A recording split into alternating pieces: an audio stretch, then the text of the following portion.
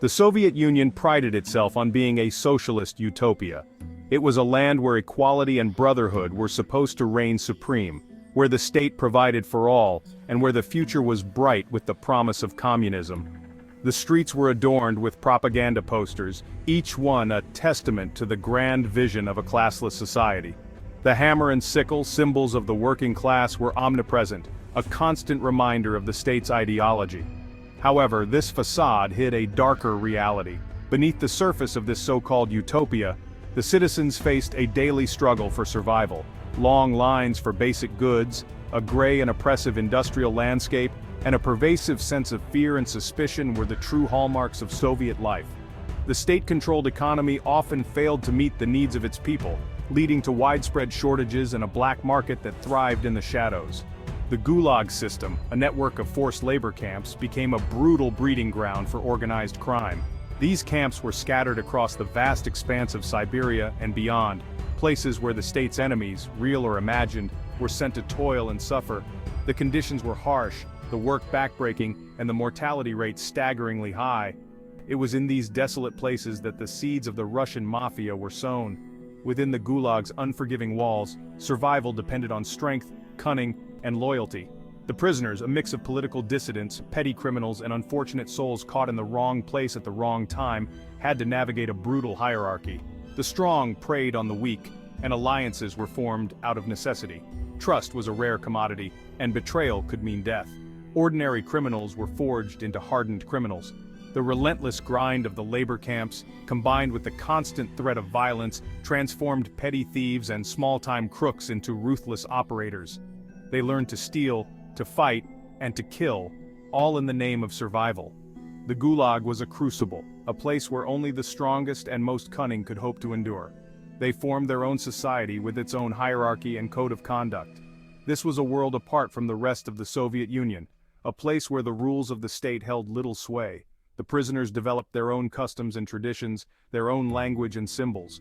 Tattoos became a form of identification, a way to signal one's status and affiliations within the camp's brutal social order. This was the genesis of the Vory v. Zakone, the thieves-in-law, who would rise to become the notorious Russian Mafia. The Vory were more than just criminals, they were a brotherhood bound by a strict code of conduct. They rejected the state's authority, living by their own laws and principles. Loyalty to the brotherhood was paramount, and betrayal was met with swift and deadly retribution. Life in the Gulag was defined by violence, deprivation, and despair. The prisoners lived in squalid conditions, their bodies weakened by malnutrition and disease.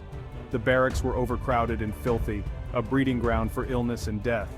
Yet, in this environment of constant suffering, the Vory thrived. They found ways to exploit the system, to turn the camp's harsh realities to their advantage. In this crucible of human suffering, the Vory emerged as a force to be reckoned with. They established their authority through brutality and intimidation, preying on the weak and maintaining order through their own twisted sense of justice. Fights and scuffles were common, and makeshift weapons were a constant presence. The Vory ruled through fear, their power growing with each act of violence.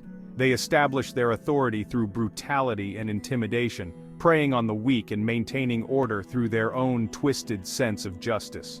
The Vory were the enforcers of their own laws, meting out punishment to those who crossed them. They harassed and extorted their fellow inmates, using fear as their primary tool of control. Their reign of terror was absolute, and their influence extended far beyond the camp's barbed wire fences. The Gulag became their university of crime, where they honed their skills and forged alliances that would extend far beyond the barbed wire fences. The Vory learned the art of smuggling, of bribery, and of manipulation. They built networks of contacts, both inside and outside the camps, that would serve them well in the years to come. The skills they acquired in the Gulag would become the foundation of their criminal empire. The Vory's influence grew with each passing year. They became adept at communicating covertly, passing notes and messages without the guards' knowledge. Their network of informants and allies expanded, reaching into every corner of the Soviet Union. The Vory were no longer just a group of prisoners, they were a powerful and organized criminal syndicate. They established networks that stretched across the vast expanse of the Soviet Union. These networks facilitated the flow of contraband, information, and power. The Vory's reach extended into every major city and town, their influence felt in every aspect of Soviet life. They were a shadowy presence operating in the margins of society, yet their power was undeniable. These networks facilitated the flow of contraband, information, and power. The Vory were masters of the black market, smuggling goods and information with ease. They traded in everything from food and clothing to weapons and drugs. Their ability to move contraband through the tightly controlled Soviet system was a testament to their cunning and resourcefulness. The Soviet authorities, preoccupied with maintaining their iron grip on society, largely ignored the burgeoning criminal underworld. The state's focus was on political control, on rooting out dissent and maintaining order. The criminal activities of the Vory were seen as a lesser threat, something to be dealt with later.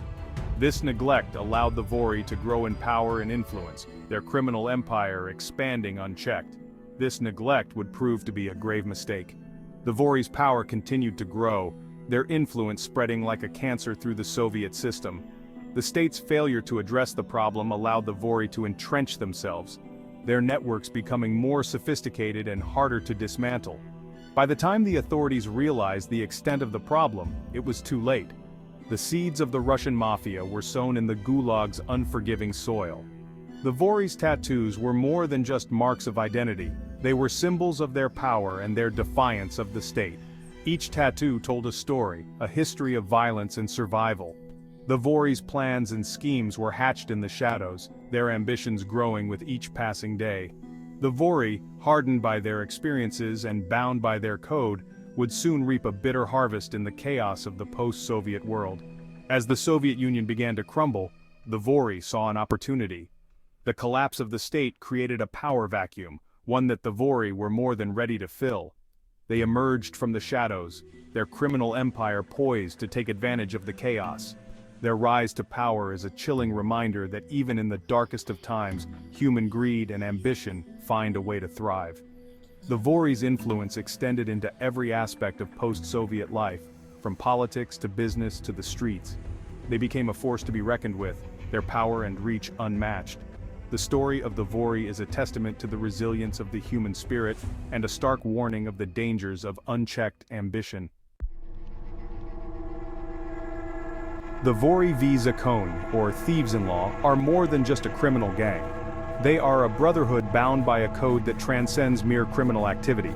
This code is not just a set of rules but a way of life, a philosophy that governs their every action and decision. They are a complex and hierarchical organization with a strict code of conduct that dictates every aspect of their lives. This hierarchy is meticulously maintained, with each member knowing their place and role within the organization. The structure is designed to ensure loyalty and discipline, with severe consequences for those who betray the code. This code, passed down through generations of criminals, emphasizes loyalty, secrecy, and disdain for authority.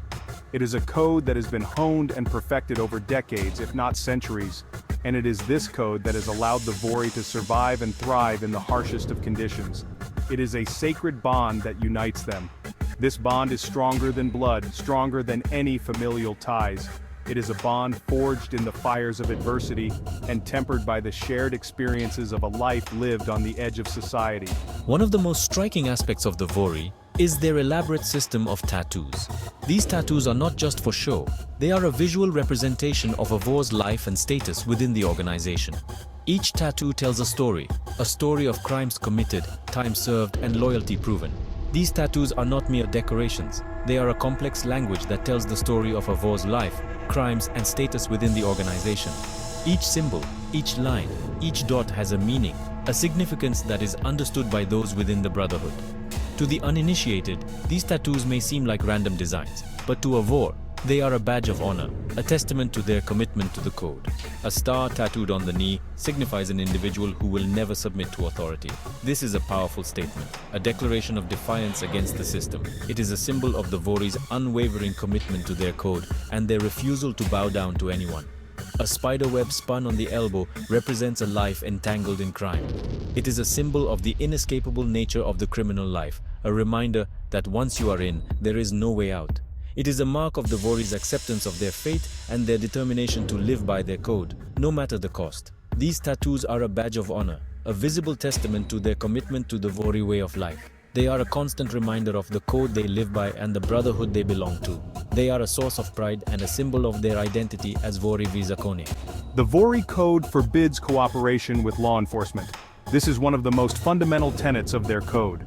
To cooperate with the authorities is to betray the brotherhood, and such a betrayal is punishable by death, or any form of legitimate employment. A true Vor does not work a regular job. They live by their wits, relying on their criminal activities to provide for themselves and their families. This is a point of pride for the Vory, a testament to their independence and self-reliance. A true Vor lives by his wits, relying on his brothers in crime for support and protection. This reliance on each other creates a strong bond of trust and loyalty within the brotherhood. They know that they can count on each other in times of need, and this mutual support is a key part of their survival. They operate in a shadowy world of whispers and backroom deals, their influence felt in every corner of society. From the highest levels of government to the lowest rungs of the criminal underworld, the Vory's reach is vast, and their power undeniable. The Vory's power lies in their unwavering adherence to their code. It is this adherence that has allowed them to survive and thrive in a world that is constantly trying to bring them down. Their code is their strength, their shield, and their weapon.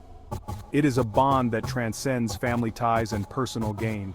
It is a bond that is forged in the fires of adversity and tempered by the shared experiences of a life lived on the edge of society.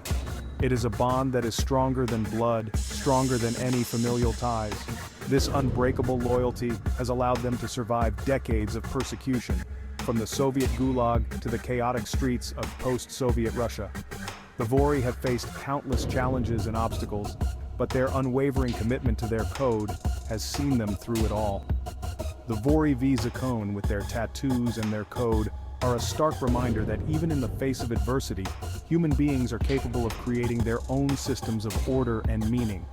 They are a testament to the resilience of the human spirit and the power of brotherhood. Their story is one of survival, loyalty, and the unbreakable bond of a shared code.